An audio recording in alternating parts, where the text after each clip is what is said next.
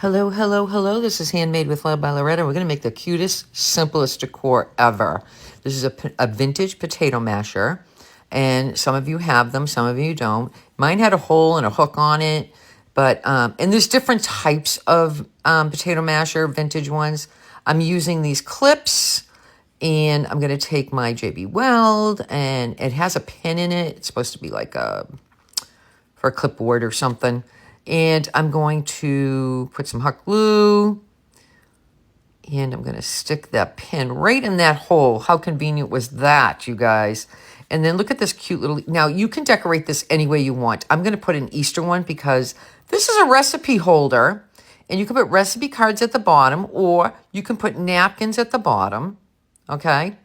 And put a recipe at the top. But in the meantime, when it's sitting on your counter, you can make it a decorative item.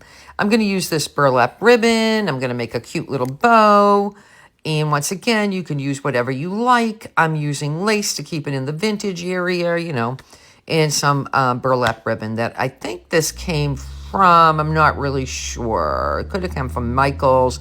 Could have came, sorry about that. A car just went by my house. And I do a little trimmy trim. I don't want the bow to be humongous, you guys. Not humongous. So I kept it small because the feature of this is, you know, you want to put your recipe cards on there. Sometimes we don't have a place to put our recipe cards. And I thought this would be the cutest thing ever on your counter. And if you don't use it as that, it could be a napkin holder as well. And just keep different kind of like photos around. That one came from Temu, by the way. It was a postcard from Temu, and I cut it down a little bit. And I'm making a bow, put some lace on there, and then I attach it using that little hook. Hey, the hook helps, right? And just to make sure it's on there really good. Look at me, I'm like all proud of myself, like, yep, it looks good. And then I'm going to put some hot glue right on the base of it.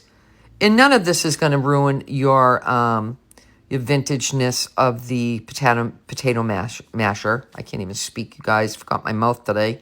And I had a smaller burlap bow and a bigger one. I went with the smaller one. Just, not a bow, a flower.